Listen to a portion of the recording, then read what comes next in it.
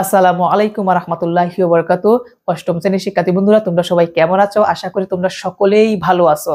শিক্ষার্থী বন্ধুরা, আজকে থেকে তোমাদের অষ্টম শ্রেণীর গণিত বইয়ের তোমাদের যে নতুন বইটি তোমরা হাতে পেয়েছো 2025 সালে, এই বইয়ের আজকে থেকে ক্লাস শুরু করব। এবং তোমাদের এই বইয়ের তোমরা জানো 1 থেকে মোট 11টি অধ্যায় আছে। প্রত্যেকটি অধ্যায়ের বেসিক ক্লাস এবং তোমাদের একক কাজ, উদাহরণ এবং অনুশীলনী অঙ্ক, প্রত্যেকটা অঙ্কই কিন্তু আমি সমাধান করাবো। তো আজকে থেকে আমি চিন্তা করলাম যে সহজ অধ্যায়গুলো আছে ওই অধ্যায়গুলো থেকে শুরু করব, তারপর আস্তে আস্তে প্রত্যেকটা অধ্যায় কিন্তু আমরা সমাধান করব। তো আরেকটা কথা বলে রাখি, তোমাদের জন্য খুবই খুশির সংবাদ, সেটি হচ্ছে তোমরা যদি প্রথম থেকে এই চ্যানেল মাধ্যমে তোমরা থাকতে পারো, তবে তোমাদেরকে আশ্বাস দিব ইনশাল্লাহ প্রত্যেকটি অধ্যায় কিন্তু তোমাদেরকে আমি সমাধান করাবো। কোনো ধরনের কোর্সে, এমনকি কোনো ধরনের কোচিং সেন্টার বা টিউশন সেন্টারে তোমাদের ভর্তি হতে হবে না। ইনশাল্লাহ এখান থেকেই তোমাদের মন মতো, চাহিদা মতন তোমরা বুঝতে পারবা। তো আমি আজকে একটু সময় নিতেছি তোমাদেরকে আমি আমার মনের কথাগুলো বলার জন্য, যে তোমাদের কতটুকু উপকার হবে যদি তোমরা প্রথম থেকে শেষ অবধি পর্যন্ত তোমরা আমার এই চ্যানেলের মাধ্যমে তোমরা কন্টিনিউ করো। তো আজকে আমি শুরু করব, সেট দিয়ে শুরু করব। তারপর আমরা যে অধ্যায় আছে তোমাদের তথ্যগত বিন্যস্তকরণ, যেটাকে টালি বলা হয়, ওই অধ্যায়। তারপর দাফে দাফে আমরা প্যাটার্ন, তারপরে মুনাফা, প্রত্যেকটা অধ্যায় কিন্তু সমাধান করাবো। তো আজকে আমাদের প্রথম ক্লাসে তোমাদের সেট মাংসের বেসিক ক্লাস আলোচনা করব। তারপর যে কাজটি করব, তোমাদের অনুশীলনী অঙ্ক সমাধান করব। তো সেট লক্ষ্য রাখো। আর আরেকটা কথা, গার্জেনদের উদ্দেশ্যে একটি কথা, আপনারা যদি এই ভিডিওটি দেখে থাকেন ইনশাল্লাহ আপনাদের ছেলে মেয়েকে এখানে পাঠিয়ে দিবেন, অর্থাৎ আমার ক্লাসগুলো করানোর জন্য পাঠিয়ে দিবেন। ইনশাল্লাহ আমি আপনাদের ছেলেদের যতটুকু চাহিদা আছে সেই চাহিদা অনুযায়ী কিন্তু আমি সবগুলো ক্লাস সমাধান করাবো। তো দেখো, আমি এখানে লিখে দিয়েছি সেট। তো সেট কিন্তু আমরা জানি, সেটের উপর কিন্তু আমাদের অলরেডি সম্যক ধারণা আছে। বাস্তবে আমরা প্রয়োগ করি, কিন্তু অনেকের আছে যারা এই সেট সম্পর্কে সম্যক ধারণা নেই। আমরা যদি বিভিন্ন ক্ষেত্রে, যদি বিশেষ করে যদি ফার্নিচার বা বিভিন্ন ধরনের কসমেটিক্স বা বিভিন্ন ক্ষেত্রে যদি আমরা মার্কেটে যাই, অর্থাৎ বাজারে যাই, গিয়ে আমরা বিভিন্ন ধরনের কিন্তু জিনিসপত্র ক্রয় করি। যেমন আমি বললাম, দোকানদার সাহেবকে বললাম যে দোকানদার সাহেব আমাকে কি বললাম, কি এক জোড়া জুতা দেন।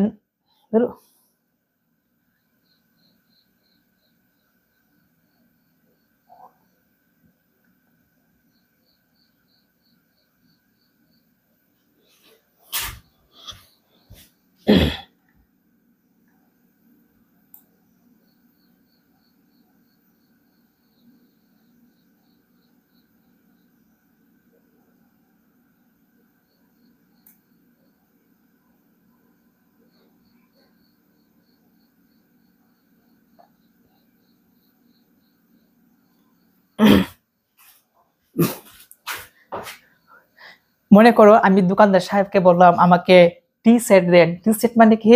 চায়ের কাপ। আমি তারপরে আবার বললাম, আমি একটা সুপার দোকানে গিয়ে বললাম ভাইয়া আমাকে সুপার সেট দেন। তারপরে আমি আরো বললাম যে ডিনার সেট দেন, বা বিভিন্ন ধরনের সেট। আমি যদি বলি একটা দোকানে গেলাম বা একটা লাইব্রেরিতে গেলাম যে ভাইয়া আমাকে লাল, নীল, কালো, সাদা মিলিয়ে আমাকে কলম দেন, এই কলমগুলো মিলিয়ে কিন্তু একটা সেট হয়। তোমরা বুঝতে পেরেছো? আরো বিভিন্ন ক্ষেত্রে হতে পারে। মনে করো তুমি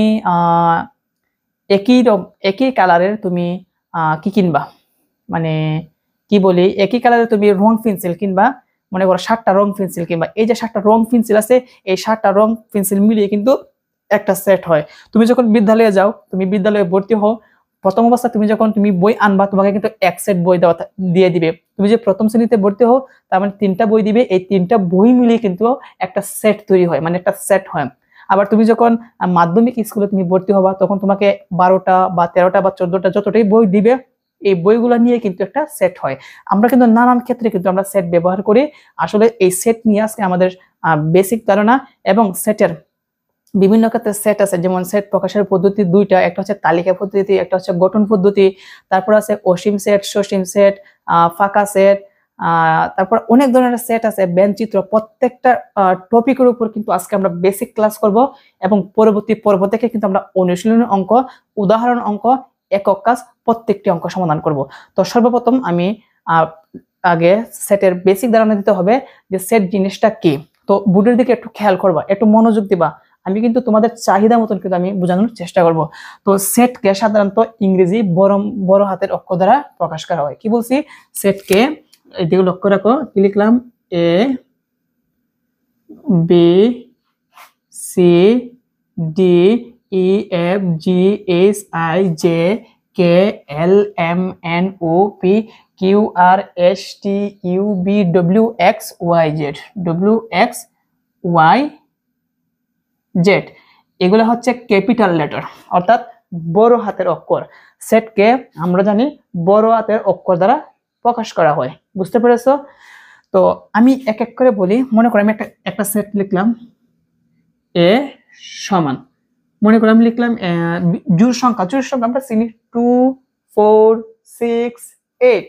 তো আমি লিখলাম 2 4 6 8। এখানে একটু মনোযোগ দিবা, একটু ভালোভাবে মনোযোগ দেওয়ার চেষ্টা করো। শিক্ষার্থী বন্ধুরা লক্ষ্য রাখো, এই জিনিসটা দ্বারা কিন্তু আমরা সেটকে একদম ক্লিয়ার করে দিব। বুঝতে পেরেছো? তো এই জায়গার মধ্যে যে আমি এ লিখলাম, বড় হাতের এ, এই এ কে কিন্তু সেট বলা হয়। কি বলা হয়? সেট। তো আমরা জানলাম সেটকে বড় হাতের অক্ষর দ্বারা প্রকাশ করা হয়। এবং দ্বিতীয় ব্র্যাকেটের ভিতরে 2 4 6 8 যে আছে, ওইগুলাকে বলা হয় উপাদান। কি বলা হয়? উপাদান। একটু মনোযোগ দিবা। আর তোমরা যারা স্টুডেন্ট আছো, ক্লাস দেখতেছো, মনোযোগ দিবা। আমি তোমাদের উদ্দেশ্যে কিন্তু আমি ক্লাসটা করাচ্ছি, কারণ আমি চেষ্টা করব তোমাদের মন মতো যেন ভালো একটা ধারণা দিতে পারি, সেই অনুযায়ী কিন্তু তোমাদের আমি শিখাচ্ছি। তো এখানে যে 2 4 6 8 আছে, এগুলাকে কি বলা হয়? উপাদান বলা হয়। এবং এই উপাদানগুলোকে দ্বিতীয় ব্র্যাকেটের ভিতরে আবদ্ধ করতে হয়, দ্বিতীয় ব্র্যাকেট দ্বারা আবদ্ধ করতে হয়। এবং উপাদানগুলোকে ক্ষমা দ্বারা পৃথক করতে হয়। কি দ্বারা? ক্ষমা দ্বারা পৃথক করতে হয়। আশা করি বুঝতে পেরেছো। তার মানে আমরা শিখলাম সেটকে বড় হাতের অক্ষর দ্বারা প্রকাশ করা হয়, এবং সেটের দ্বিতীয় ব্র্যাকেটের ভিতরে যে সংখ্যা হোক বা যাই হোক যা থাকবে, সেগুলোকে কি বলা হয়? উপাদান বলা হয়। এবং তুমি ইংরেজিতে বলতে পারো এলিমেন্ট বলতে পারো, এলিমেন্ট বলা হয়। বুঝতে পেরেছো? তো আমরা এই জায়গা থেকে আমরা কি শিখলাম? সেটকে বড় হাতের অক্ষর দ্বারা প্রকাশ করা হয়। উপাদানকে তুমি সংখ্যা, অক্ষর, তারপরে নাম, যে কোনো জিনিস দিয়ে তুমি প্রকাশ করতে পারো। আমি আরো কিছু সেট লিখি, আমি এগুলাকে মুছে দিচ্ছি। দেখো,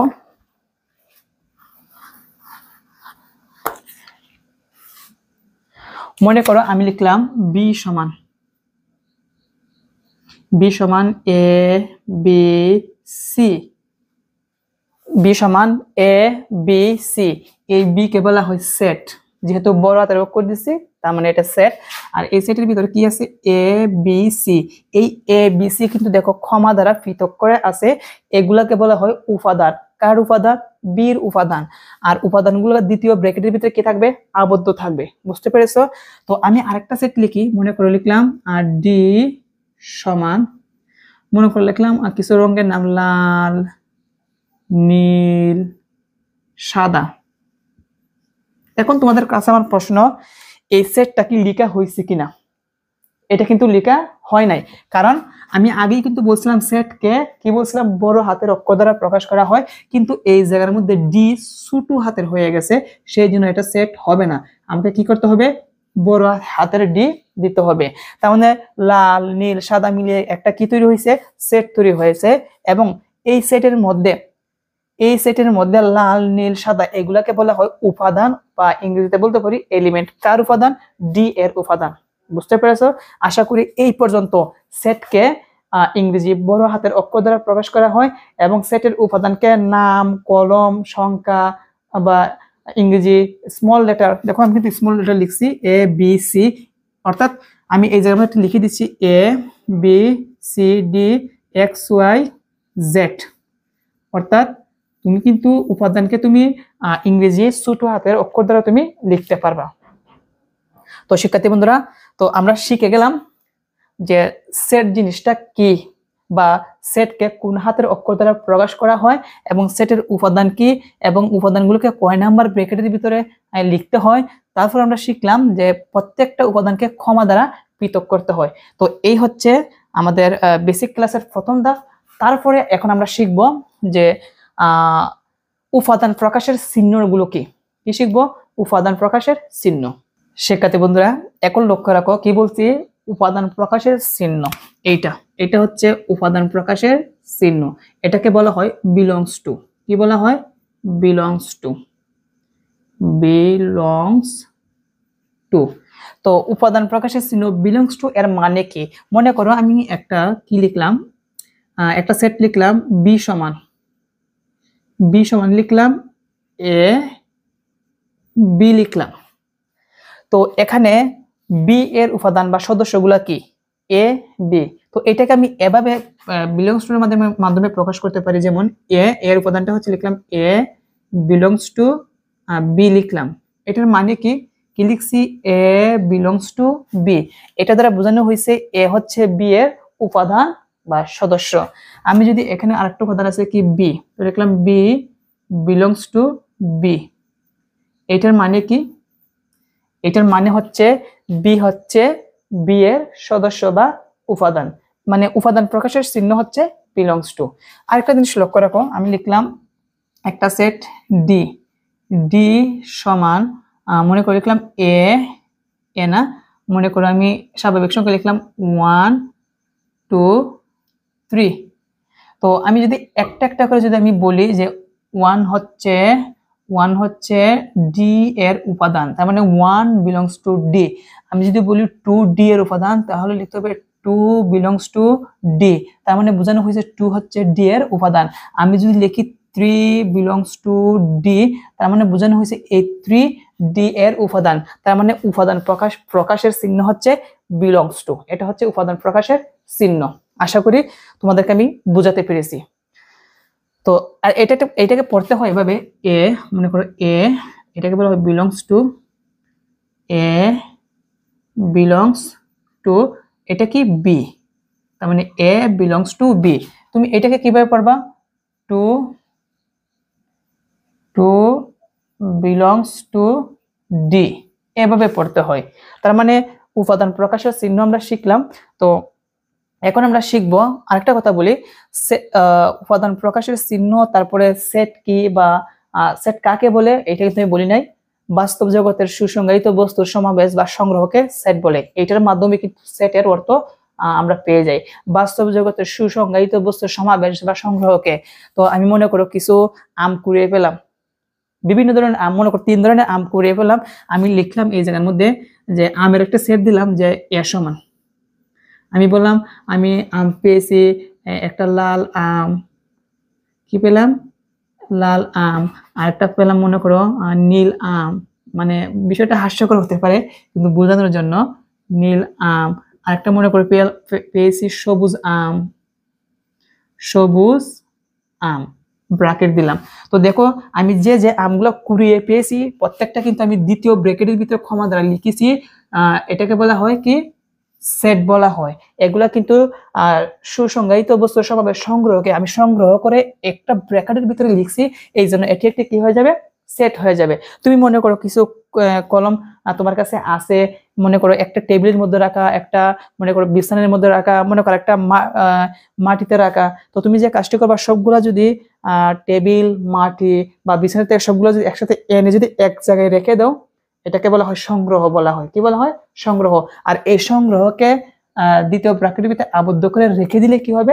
সেট হয়ে যাবে। বুঝতে পেরেছো? তো আমরা বেসিক ক্লাস শিখলাম। তো তারপরে আমরা শিখবো, এখন লক্ষ্য রাখো তোমাদের বইয়ের মধ্যে কিন্তু সুন্দরভাবে একটা উদাহরণ এক আছে, ওই একের মধ্যে কিন্তু বলছে যে প্রথম 5টি বিজোড় স্বাভাবিক সংখ্যার সেট এ হলে ওই সেটগুলা লিখতে হবে। তো আমি লিখলাম সেটকে কি দ্বারা প্রকাশ করতে হবে? এ দ্বারা। তো লিখলাম এ সমান কয় নাম্বার ব্র্যাকেটের ভিতরে লিখতে হবে? 2 নাম্বার ব্র্যাকেটের ভিতরে। বলছে প্রথম 5টি বিজোড় সংখ্যা, আমরা কিন্তু বিজোড় সংখ্যা চিনি 1 3 5 7 9, এগুলাকে বলা হয় বিজোড় সংখ্যা। কয়টি লিখতে হবে বিজোড় সংখ্যা? 5টা। আমরা 5টা বিজোড় সংখ্যা লিখি, ক্ষমা দ্বারা কিন্তু পৃথক করে লিখতে হবে। তুমি যদি ক্ষমা না দাও তাহলে কিন্তু হবে না। প্রথমে লিখবো 1, তারপর লিখলাম 3, তারপর লিখলাম 5, একটা দুইটা তিনটা, তারপর লিখলাম 7, তারপর লিখলাম 9 ব্র্যাকেট। এই জায়গার মধ্যে কিন্তু আমি একটা জিনিস ভুল লিখছি এমনিতেই তোমাদেরকে বোঝানোর জন্য।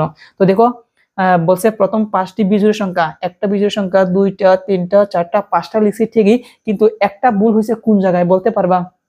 একটু কমেন্ট করো। সেটা হচ্ছে এই জায়গার মধ্যে না, আমি কিন্তু ভুল লিখি নাই।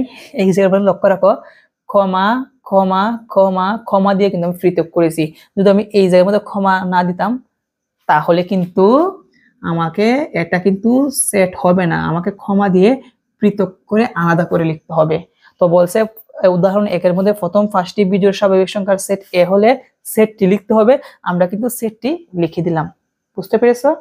এখন আমরা জানবো সেট প্রকাশের পদ্ধতি কয়টা। সেট প্রকাশের পদ্ধতি হচ্ছে দুইটা। সেট প্রকাশের পদ্ধতি কয়টা তোমরা খাতায় নোট করে নিবা। সেট প্রকাশের পদ্ধতি হচ্ছে দুইটা। এক নাম্বার হচ্ছে তালিকা পদ্ধতি, খাতায় নোট করে নিবা।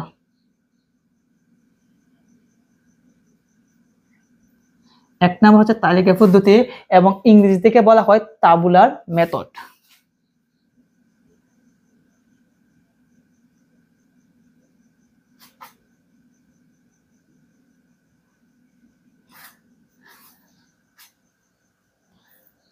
আচ্ছা, এক নাম্বার হচ্ছে তালিকা পদ্ধতি, যেটাকে বলা হয় ইংরেজিতে তাবুলার মেথড।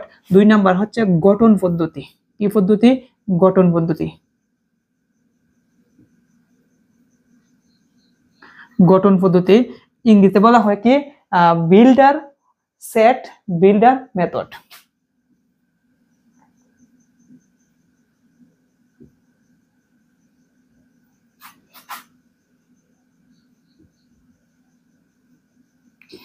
তো আমরা জানলাম সেট প্রকাশের পদ্ধতি কয়টা, দুইটা। একটা হচ্ছে তালিকা পদ্ধতি বা তাবুলার মেথড, আরেকটা হচ্ছে সেট গঠন পদ্ধতি, সেটাকে বলা হয় সেট বিল্ডার মেথড। তো তালিকা পদ্ধতি কি এবং গঠন পদ্ধতি কি, এটা আমরা একটু বেসিক আলোচনা করব। সম্পূর্ণ আলোচনা হবে কিন্তু আমাদের মূল ক্লাসে। আজকে আমাদের বেসিক ক্লাস কিন্তু তোমাকে অবশ্যই জানতে হবে। তো দেখো, তালিকা পদ্ধতি আমরা এখন জানবো। আমি একটা সেট লিখলাম, মনে করো এ সমান জোড় সংখ্যা 2 4 6। এখানে তোমাকে যদি প্রশ্ন করি যে তোমরা বলো তো এখানে এর উপাদানগুলো কি কি, তোমরা বলবা ভাইয়া এর উপাদানগুলো হচ্ছে 2 4 6। তোমরা কিন্তু দেখে কিন্তু তোমরা পড়তে পারবা, সেই জন্য এটাকে বলা হয় তালিকা পদ্ধতি। মানে যে সেটের উপাদান সংখ্যা দ্বিতীয় ব্র্যাকেটের মধ্যে সুনির্দিষ্টভাবে সাজানো থাকে তাকে কি বলা হয়? তালিকা পদ্ধতি বলা হয়। আরেকটা জিনিস লক্ষ্য রাখো, আমি একটা সেট লিখলাম বি সমান, কিছু নাম লিখলাম যে রিমা, তারপর বললাম কি সীমা, তারপর কি বললাম সুমা। এখানে আমি একটা সেট লিখলাম। তোমাকে আরেকবার বলি, সেট কিন্তু বড় হাতের অক্ষর দ্বারা প্রকাশ করা হয়। সেটের উপাদানগুলোকে কমা দ্বারা আলাদা করে লিখতে হয় এবং দ্বিতীয় ব্র্যাকেটের ভিতরে লিখতে হয়। তো এই যে আমি বি সমান লিখলাম, আমি তোমাকে যদি বলো তো এখানে কি লিখলাম, তোমরা কিন্তু বলতে পারবা যে এখানে তিনজন মানুষের নাম আছে, সেগুলো হচ্ছে রিমা সীমা সুমা। এগুলাকে তালিকা পদ্ধতি বলা হয়, যেগুলো আমরা পড়তে পারি, দেখি বলতে পারি। কিন্তু দুই নাম্বার হচ্ছে গঠন পদ্ধতি। এইটা কি? মনে করো আমি একটা সেট লিখলাম ডি সমান বললাম এক্স সাজডেট এক্স জোড় সংখ্যা, মনোযোগ দিবা, জোড় সংখ্যা এবং এক্স লেস দেন 10। তো দেখো, এখন যদি তোমাকে বলি ভাইয়া বলো তো এই জায়গার মধ্যে এই ডি উপাদানগুলো কি কি, তখন তুমি বলবা যে এখানে তো উল্লেখভাবে বলা নাই, কিন্তু কিছু শর্ত দেওয়া আছে। শর্তটা কি বলছে? এক্স সাজডেট এক্স জোড় সংখ্যা, মানে এক্স এর মানগুলো হবে জোড় সংখ্যা এবং এক্স এই চিহ্নটাকে বলা হয় লেস দেন। আমি প্রত্যেকটা চিহ্ন, সেটের প্রত্যেকটা চিহ্ন কিন্তু আমি দ্বিতীয় ক্লাসে কিন্তু দিয়ে দিব ভাইয়া, তো কোনো সমস্যা নাই। তো এই যে মধ্যে লক্ষ্য রাখো, এই চিহ্নকে কি বলা হয়? লেস দেন বা ছোট চিহ্ন। তো বলছে ডির উপাদানগুলো হবে জোড় সংখ্যা এবং 10 থেকে ছোট। এই পাশে চিহ্ন মানে 1 ছোট 10 বড়, তার মানে জোড় সংখ্যা 10 থেকে ছোট কি আছে? 2 4 6 8। এটাই হচ্ছে আমাদের কি ডি এর উপাদান। প্রথম যে এইটা ছিল, এটাকে বলা হয় সেট গঠন পদ্ধতি, যা আমাদের শর্ত জুড়ে দিবে। সেট গঠন থেকে যখন আমরা উপাদানগুলো লিখেছি তখন এইটা কি হইল? এটা হয়ে যাবে কি তালিকা পদ্ধতি, অর্থাৎ এক নাম্বারটা হয়ে যাবে। বুঝতে পেরেছো? তার মানে আমরা বুঝতে পারলাম সেট প্রকাশের পদ্ধতি কয়টা? দুইটা। একটা হচ্ছে তালিকা পদ্ধতি, যেগুলো দ্বিতীয় ব্র্যাকেটের ভিতরে পৃথকভাবে উপাদানগুলো দেওয়া থাকবে। আর সেট গঠন পদ্ধতি হচ্ছে এখানে শর্ত জুড়ে দিবে। কি দিয়ে দিবে? শর্ত দিয়ে দিবে।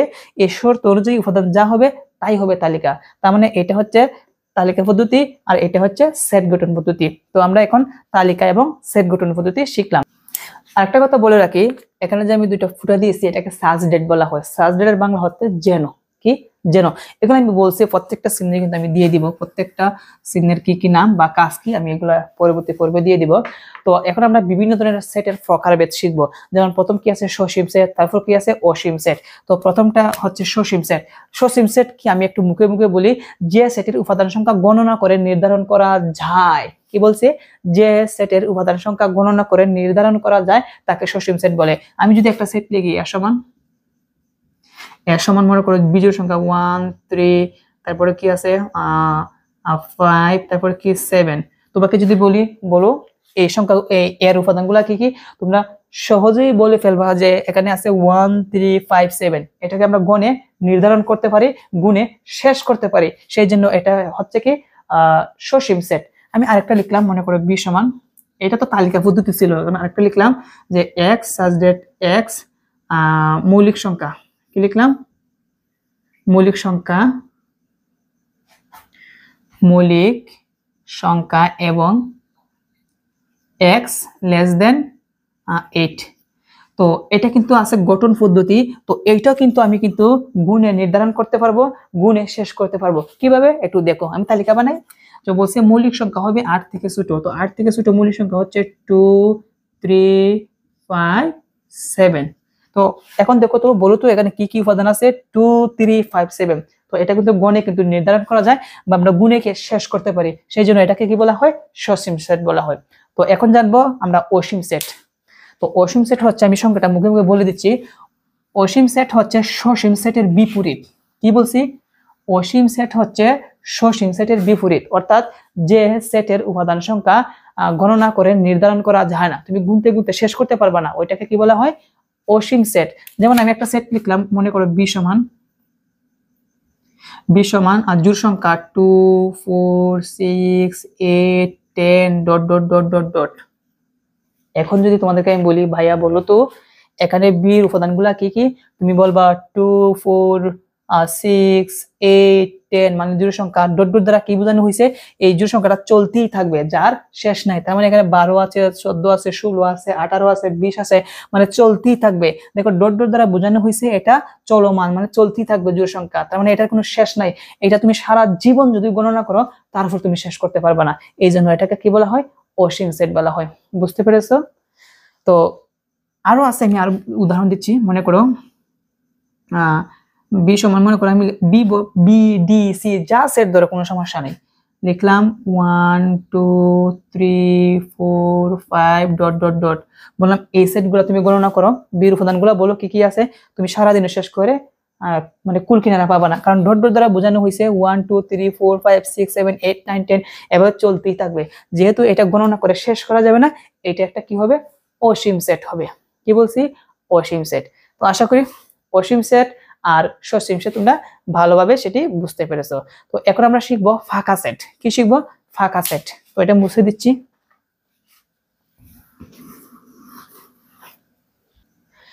এখন শিখবো কিন্তু আমরা ফাঁকা সেট। ফাঁকা সেটটা কিন্তু আমরা মানে মুখে যখন আমি বলি তখন কিন্তু তোমরা বুঝতে পারবা যে ফাঁকা মানে কি। ফাঁকা মানে কোনো কিছু নাই। ফাঁকা মানে কি? কোনো কিছু নাই। তার মানে ফাঁকা সেট হচ্ছে যে সেটের কোনো উপাদান নাই। কি বলছি? যে সেটের কোনো উপাদান নাই তাকে ফাঁকা সেট বলে। কি বলে? ফাঁকা সেট বলে। ফাঁকা সেটের প্রকাশের চিহ্নটা হচ্ছে এভাবে, এভাবে দিয়ে, সরি ডিমের মতন হয়ে গেল। এটা হচ্ছে কি? ফাঁকা সেট প্রকাশের চিহ্ন। আশা করি তোমরা এই চিহ্নটা পারবা। আরেকভাবে লেখা যায়, তুমি শুধু দ্বিতীয় ব্র্যাকেট দিলেই হবে। এটাও ফাঁকা সেট প্রকাশের চিহ্ন, এটাও কি? ফাঁকা সেট প্রকাশের চিহ্ন। তো আমি মনে করো একটা সেট লিখলাম, মনে করো এর সমান আমি কোনো কিছু লিখলাম না, তার মানে এর উপাদান কি? ফাঁকা সেট, তাই না? তুমি চাইলে এ সমান এভাবে লিখতে পারো বা এ সমান এভাবে লিখতে পারো, এটাকে কি বলা হয়? ফাঁকা সেট। তো আরো আরো কিছু উদাহরণ দিচ্ছি। মনে করো একটা অঙ্ক করে দেখাই। মনে করো আমি লিখলাম a সমান 2 4, তারপরে লিখলাম b সমান 3 5। এখন প্রশ্নে বলছে a ইন্টারসেকশন b নির্ণয় করো। তো তো দেখো এ ইন্টারসেকশন বি নির্ণয় করবো, এ সমান এর উপাদানগুলো বসাবো। তো এগুলো অঙ্ক তোমরা সহজে বুঝবা জাস্ট শুধু একটু তোমাকে আমি শেখানোর জন্য আমি লিখতেছি, পরে কিন্তু আমি সবগুলো শিখিয়ে দিব যে ইন্টারসেকশন মানে কি, ইউনিয়ন মানে কি। ইন্টারসেকশন বি মানে বির উপাদানগুলো বসাবো 3 5। ইন্টারসেকশন কতটার মানে হচ্ছে দুইটার মধ্যে যা মিল থাকবে। দেখো কোনো সংখ্যায় কিন্তু উপাদান কিন্তু মিল নাই, যেহেতু মিল নাই তার মানে এটা কি হবে, ফাঁকা সেট। এভাবে লিখতে পারো অথবা দ্বিতীয় ব্র্যাকেট। তার মানে আশা করি ফাঁকা সেট কি তোমরা বুঝতে পেরেছো, যে সেটের কোনো উপাদান থাকবে না, মানে কিছুই থাকবে না, তাকে কি বলা হয়, ফাঁকা সেট বলা হয়। আশা করি বুঝতে পেরেছো। শিক্ষার্থী বন্ধুরা, এখন আমরা জানবো বেন চিত্র সম্পর্কে। তো বেন চিত্রটা আসলে কোথায় থেকে আসে, সেটি হচ্ছে যে জন বেন 1834 থেকে 1883 চিত্রের সাহায্যে সেট প্রকাশের রীতি প্রবর্তন করেন। কে? জন বেন। সেই জন্য এই চিত্রগুলো তার নাম অনুসারে বেন চিত্র রাখা হয়েছে। কি রাখা হয়েছে? বেন চিত্র রাখা হয়েছে। জন বেনের নাম অনুসারে বেন চিত্র রাখা হয়েছে। তো অনেক সময় এমসিকিউ আসতে পারে যে কার নাম অনুসারে বেন চিত্র নামকরণ করা হয়েছে, তখন আমরা আনসারে বলবো কি, জন বেন। তো বেন চিত্রকে সাধারণত আয়তকার, বৃত্তাকার ক্ষেত্র ব্যবহার করে লেখা হয়। তো কয়েকটা বেন চিত্রের উদাহরণ আমি এখানে দিচ্ছি। মনে করো আমি এই জায়গার মধ্যে একটা আয়তকার অঙ্কন করি। এটা হচ্ছে একটা আয়তকার যার দৈর্ঘ্য বড়, প্রস্থ ছোট, এবং এটার ভিতরে আমি দুইটা বৃত্ত আঁকবো।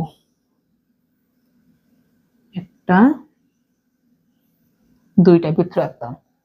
তো এই দুইটা বৃত্তের প্রথম বৃত্তকে আমি নাম দিলাম এ সেট, পরবর্তী বৃত্তকে আমি নাম দিলাম বি সেট। ঠিক আছে। আর এখানে যে আয়তকারটা আছে, এই আয়তটাকে আমি ইউ দ্বারা প্রকাশ করলাম। ইউ কে বলা হয় সার্বিক সেট। এগুলা পরবর্তী তোমরা বুঝতে পারবা, জাস্ট শুধু বোঝার খাতিরে আমি এভাবে লিখতেছি। তো আমি কিছু উপাদান লিখলাম, মনে করো এই জায়গার মধ্যে এখানে মনে করো 8 লেখা, ঠিক আছে। আর এখানে আমি লিখলাম 2 3 5 6 আমি লিখলাম। এখন এটা হচ্ছে কিন্তু বেন চিত্র। আমি বেন চিত্র আকারে এ এবং বি এর কি উপাদানগুলো আমি প্রকাশ করেছি। এখন তোমাদেরকে বললাম যে ভাইয়া এখন এর উপাদানগুলোকে আলাদা করে লিখো, বি এর উপাদানগুলোকে আলাদা করে লিখো। তো দেখো আমি এর সমান লিখবো। এর সমান হচ্ছে, দেখো এর যে বৃত্তটা আছে, এই বৃত্তের ভিতরে যা পড়েছে, কি কি পড়েছে, 2 পড়েছে, 3 পড়েছে, আবার কিন্তু 6ও কিন্তু পড়েছে এই বৃত্তটার ভিতরে। তার দ্বিতীয় ব্র্যাকেটের ভিতরে আমি লিখবো 2 3 6। বুঝতে পেরেছো? আবার বি সমান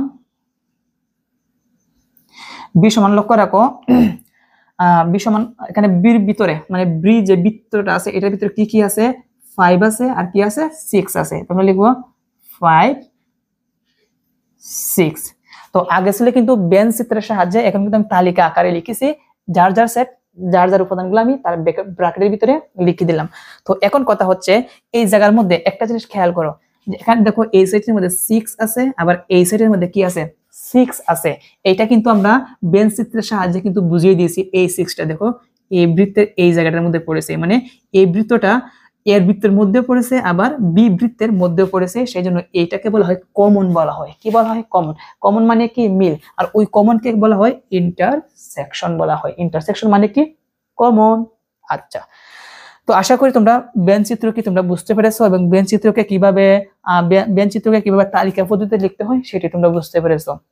এখন মনে করো আমি আরেকটু কিছু উদাহরণ দিই। মনে করো এখন তালিকা আছে, আমি বেন চিত্র বানাবো, তাহলে কিভাবে? ও আরেকটা জিনিস, ইউ, এখানে ইউ আছে, ইউ মানে সার্বিক সেট, কত লিখা 8। তার মানে ইউ সমান হচ্ছে 1 থেকে 8 হবে, 1 থেকে 8 এভাবে দেওয়া থাকবে। 8 কিন্তু এই জায়গা থাকতে পারে, এই জায়গা থাকতে পারে, 7 থাকতে পারে, 10 থাকতে পারে, যাই থাকবে তখন তুমি বুঝে নিবা সিরিয়াল ভাবে 1 থেকে 8 পর্যন্ত, 10 থাকলে 1 থেকে 10 পর্যন্ত। বুঝতে পেরেছো? তো দেখো এখন থাকবে তালিকা, আমি বানাবো কি, বেন চিত্র বানাবো। একটু মনোযোগ দিবা। তোমরা কিন্তু ভিডিওতে লাইক করবা, কমেন্ট করবা, অবশ্যই সাবস্ক্রাইব করবা। মনে করো এখানে আছে বি সমান 2 5 7, তারপর মনে করো সি সমান আছে 3 7 8, আর মনে করো ইউ সমান আছে, মনে করো ইউ সমান 1 2 3 4 5 6 7 8 9। এই সেটগুলোকে আমাকে বলা হয়েছে যে এই বেঞ্চ চিত্রের মাধ্যমে প্রকাশ করব। তো সেট কয়টা দেখো তো, একটা দুইটা। এখন বলবো এইটা কি, এটা কিন্তু সেট, তবে এটা সার্বিক সেট, এটা ভিতরে লিখবো না, এই জায়গার মধ্যে লিখে বুঝিয়ে দিব। তো লিখলাম ইউ কত পর্যন্ত, 9 পর্যন্ত। তুমি চাইলে এই জায়গায় 9 লিখতে পারো, এই জায়গায় লিখতে পারো, যে জায়গার মধ্যে মন চায় তুমি সেই জায়গার মধ্যে লিখে দিবা, ঠিক আছে। আমি এখানে লিখে দিলাম। তো যেহেতু সেট কয়টা, দুইটা আছে, বি এবং সি, তো আমি দুইটা বৃত্ত আঁকবো। একটা হচ্ছে বির জন্য, আরেকটা জিনিস দেখো, বির মধ্যে কি আছে 7, সির মধ্যে আছে 7। যেহেতু দুইটার মধ্যে 7 আছে, তার মানে এই জায়গার মধ্যে এই বৃত্তকে লাগিয়ে আরেকটা বৃত্ত আঁকতে হবে এভাবে। এই বৃত্তের নাম হচ্ছে বি, এটার নাম হচ্ছে সি।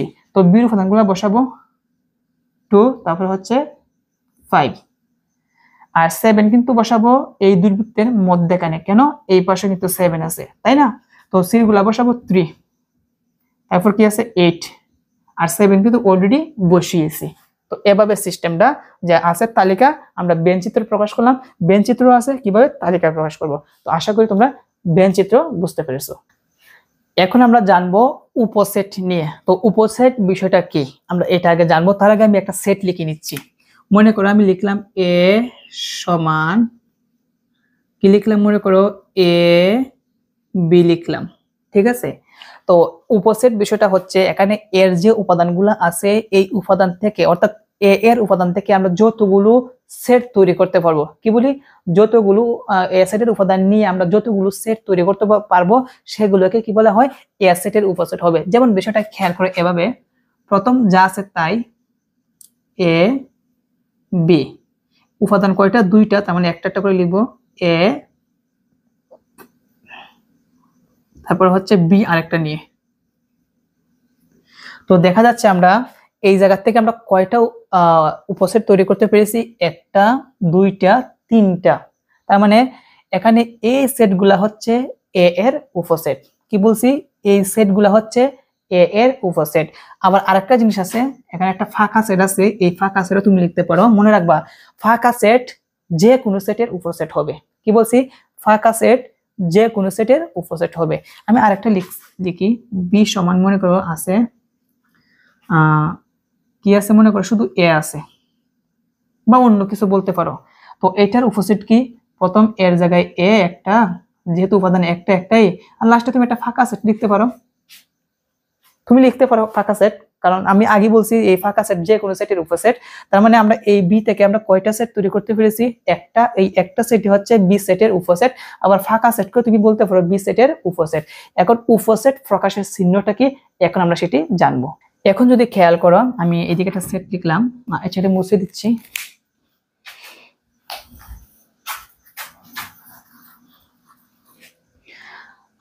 মনে করো তোমাদের পাঠ্য বই যা আছে আমি তাই দিই। মনে করো ফি সমান কি আছে, 2 3 4 5, 2 3 4 5, এবং আরেকটা সেট এই যার মধ্যে লিখছে কিউ সমান কি লিখছে 3 5।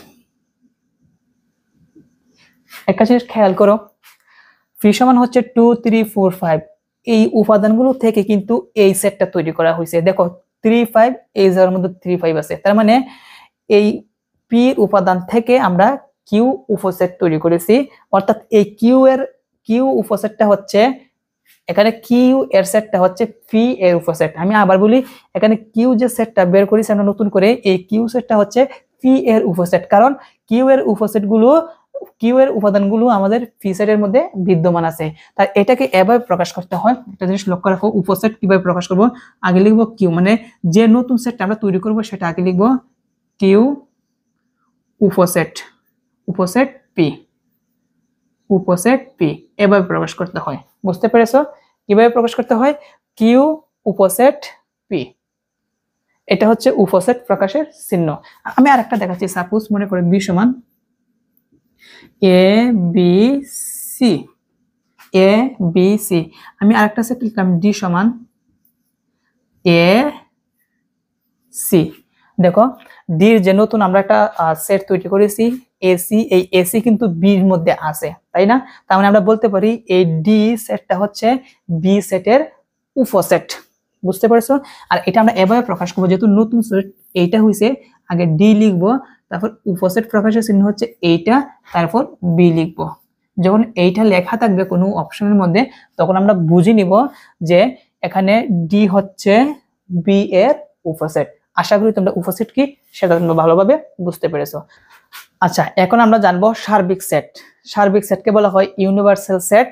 তো বলছে কি বইয়ের মধ্যে লেখা আছে, আলোচনায় সংশ্লিষ্ট সকল সেট যদি একটি নির্দিষ্ট সেটের উপসেট হয় তবে ওই নির্দিষ্ট সেটকে এর উপসেটগুলোর সাপেক্ষে সার্বিক সেট বলে। সার্বিক সেটকে ইউ প্রতীক দ্বারা প্রকাশ করা হয়। কি বলছে? সার্বিক সেটকে ইউ প্রতীক দ্বারা প্রকাশ করা হয় বা সূচিত করা হয়। যেমন কোন বিদ্যালয়ের সকল শিক্ষার্থীর সেট হলো সার্বিক সেট। আমি এখন একটা উদাহরণ দিয়ে বোঝাচ্ছি। মনে করো তুমি অষ্টম শ্রেণীতে পড়ো, তুমি যে বিদ্যালয়ে তুমি অষ্টম শ্রেণীতে পড়ো তাদের শিক্ষার্থীর সংখ্যা কতজন? তুমি বললো 30 জন। কতজন? 30 জন। এই 30 জন মিলিয়ে কিন্তু একটা উপসেট তৈরি হয়, না একটা সার্বিক সেট তৈরি হয়। এখন এই জায়গার মধ্যে কারো বয়স আছে কম, কারো বয়স আছে বেশি, কেউ আছে লম্বা, কেউ আছে খাটো। এগুলাকে যদি আলাদা আলাদা করে লিখি, মনে করো একটার মধ্যে লিখলাম লম্বা, আরেকটা সেট লিখলাম কি খাটো, আরেকটা সেট লিখলাম কি মনে করো বয়স বেশি। তখন এই যে আমি নতুন নতুন সেট তৈরি করতেছি আলাদা আলাদা করে, এইগুলাকে এই সার্বিক সেটের কি বলা হয়? উপসেট বলা হয়। কি বলা হয়? সার্বিক সেট। এই সেটের গুলোকে উপসেট বলা হয়। কার উপসেট বলা হয়? ইউ এর সাপেক্ষে সার্বিক সেট বলা হয়। আশা করি বুঝতে পেরেছো যে সার্বিক সেট কি। তো আরো আছে, আরো বলছে এই জায়গার মধ্যে যে এবং অষ্টম শ্রেণীর শিক্ষার্থীদের সেট উক্ত সার্বিক সেটের উপসেট। সকল সেট সার্বিক সেটের উপসেট। সকল সেট কি বলছে? সার্বিক সেটের উপসেট।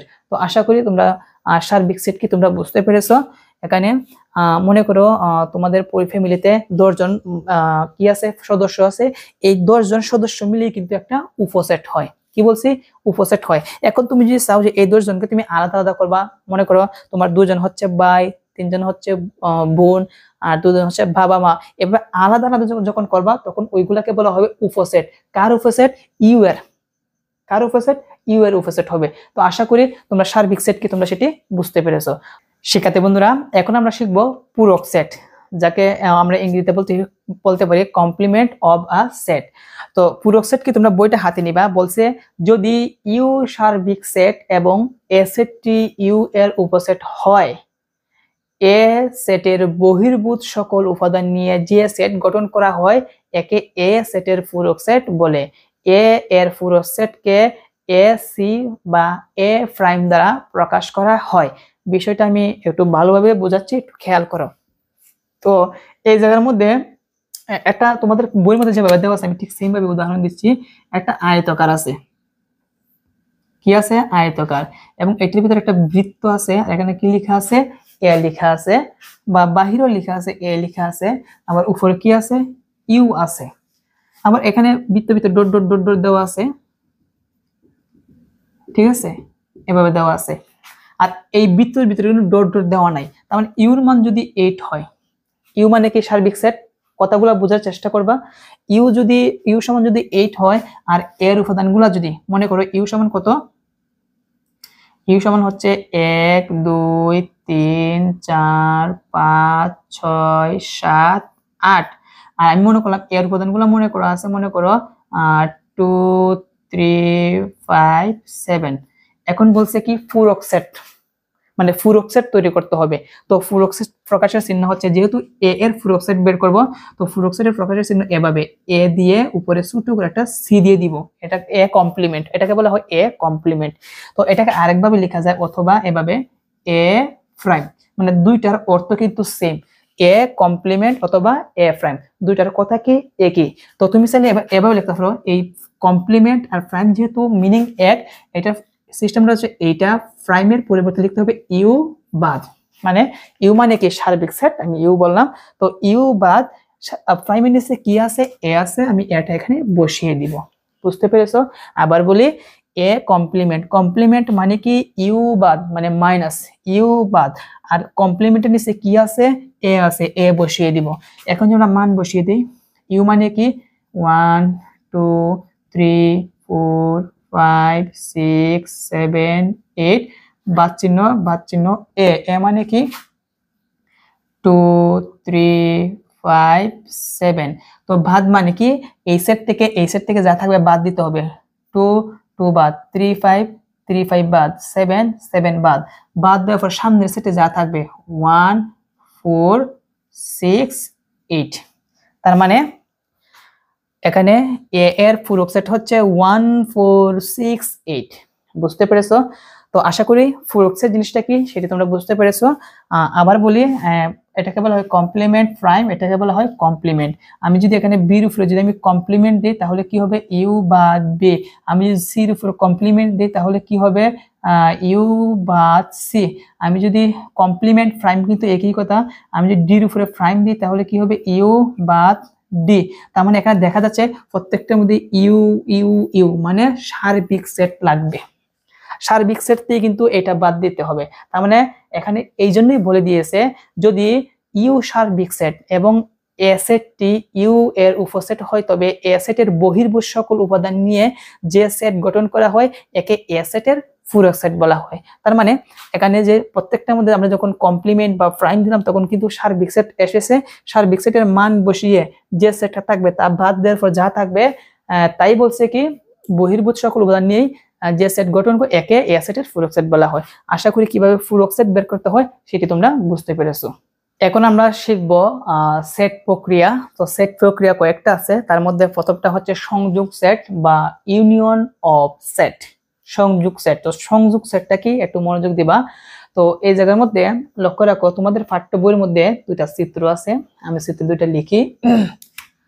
একটা বৃত্ত, এই জায়গার মধ্যে বলছে আরেকটা বৃত্ত। প্রথমটা হচ্ছে পি, তারপরটা হচ্ছে কিউ। তো পির উপাদানগুলা বলছে 2 3 4, 2 3, এই জায়গার মধ্যে 4, আর কিউ হচ্ছে 5 6 5 6। তো এটার থেকে কিভাবে আমরা সংযোগ সেট তৈরি করব, বা এটা এভাবে বেঞ্চিত্র আকারে দেওয়া আছে, অন্যভাবে দেওয়া থাকতে পারে, তালিকা দেওয়া থাকতে পারে। তো দেখো এই জায়গার মধ্যে পি সমান কি, এখানে পি সমান কি আছে, পি সমান হচ্ছে 2 3 4। তো লিখলাম 2 3 4। আর কিউ সমান কি আছে 4 5 6। তো লিখলাম 4 5 কি 6। কিউ সমান 4 5 6। বলছে কি সংযোগ, সংযোগ মানে কি একটার সাথে একটা সংযোগ মানে যোগ করতে হবে, সংযোগ বলা হয় দেখো পি, এইটাকে বলা হয় সংযোগ সেট বা ইংরেজিতে বলা হয় ইউনিয়ন অফ সেট কিউ।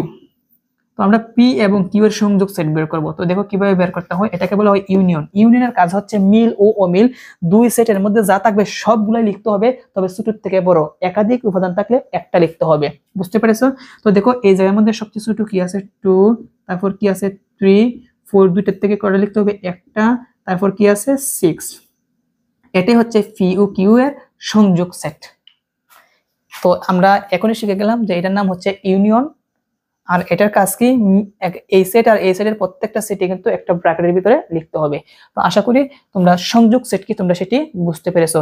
দুইটা সেটের উপাদান যখন একটা সেটের ভিতরে আবদ্ধ হয়ে যাবে তখন তাকে কি বলা হবে সংযোগ সেট বলা হবে। তো এখানে তোমাদের বইয়ের মধ্যে লেখা আছে দুই বা ততোধিক সেটের সকল উপাদান নিয়ে, দুই বা ততোধিক সেটের সকল উপাদান নিয়ে গঠিত সেটকে সংযোগ সেট বলা হয়। দেখো এই উপাদান আর এই উপাদান মিলিয়ে কিন্তু আমাদের সংযোগ সেট তৈরি হয়েছে। তো শিক্ষার্থী বন্ধুরা আশা করি তোমরা সংযোগ সেটটি বুঝতে পেরেছো। এখন আমরা শিখবো সেট সেট।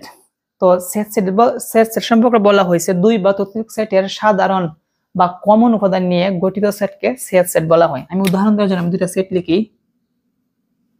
মনে করো 2 4 6, একটা মনে করে লিখলাম বি সমান 3 4 6 7 লিখলাম। এখন বলছি এই এ আর বি এর কি লিখতে হবে সেট সেট লিখতে হবে। তো দেখো আমরা এ আর বি এর কি লিখবো সেট সেট। সেট সেট কে বলা হয় ইন্টারসেকশন। কি বলা হয় ইন্টারসেকশন। তো দেখো ইন্টারসেকশনের কাজটা কি, এটার কাজ কি, এটার কাজ হচ্ছে এখানে এ এবং বি এর যে উপাদানগুলো আছে এগুলাকে লিখি। এ মানে হচ্ছে 2 4 6 ইন্টারসেকশন, তারপর হচ্ছে বি, বি হচ্ছে 3 4 6 7।